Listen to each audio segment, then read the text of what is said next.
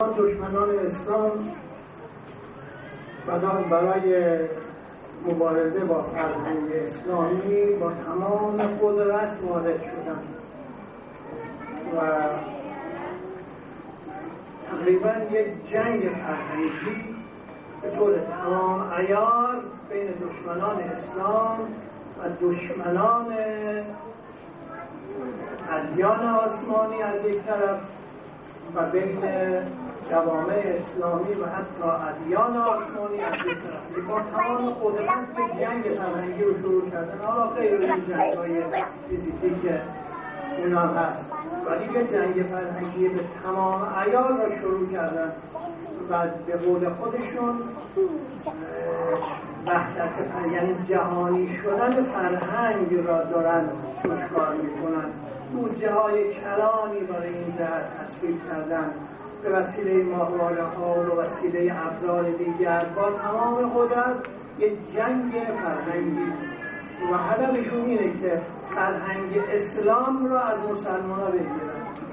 اگر فرهنگ اسلام را از مسلمان ها بگیرن ما فرهنگی نداریم از این جهت و این یه خطر بسیار بزرگی است. الان متوجه جهان اسلام.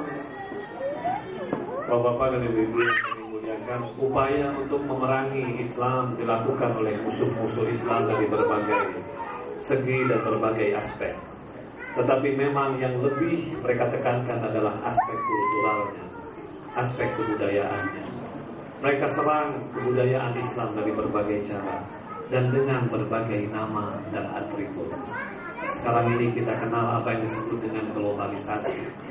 Apa yang dilakukan oleh globalisasi lewat parabola, lewat internet, lewat berbagai macam. Apa yang mereka lakukan?